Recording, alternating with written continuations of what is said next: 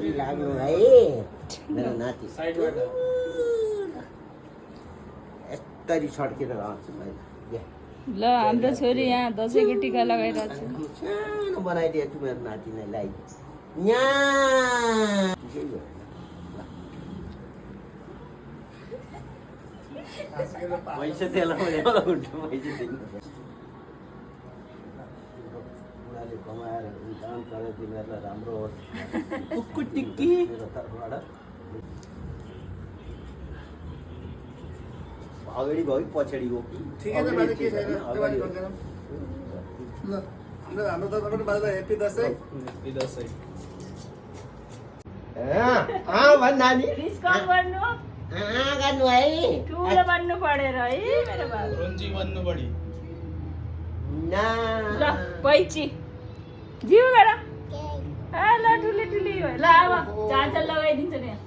चार्जरले न भाउजूले हामीलाई लाउनु पर्यो नि हो यहाँ ल आउनु तिनटैला लगाइ जिउ काट्नु बाबु जिउ मम्माको जिउ काट्नु मनिषा ल ठुल भाइ बिचारी को टीका लगा लगा के परेशान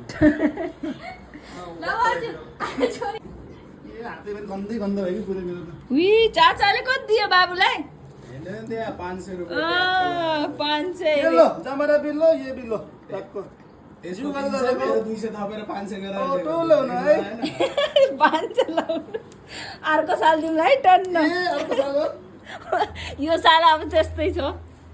के माइती तपाईको टेबलले त उता दिनु पर्ने हो हामीलाई दक्षिणा दसैँमा दक्षिणा दौड्न हुन्छ आशीर्वाद हुन्छ बस धेरै पैसा कमाउने विदेश छिटो जानु। बिल छिटो आइरहन्छ बुहारी छिटो चाहियो एउटा भन्नु न त्यस्तो बुहारी पहिला ल भान्जाको पनि विदेश जाने होस् है आशीर्वाद त्यस्तो आशीर्वाद लाग्यो भने त फेरि माइती तपाईलाई अर्को साल गइहाल्नु होला एकचोटि तपाईलाई फनक्क पारेर भोकल पुरा घुमाइदिन्छु मैले ल धेरै कमाउनु होला धेरै होइन थोरै धेरैको बारे बसेर हुन्छ के गर्ने फेरि मैले गाह्रो हुन्छ नि होइन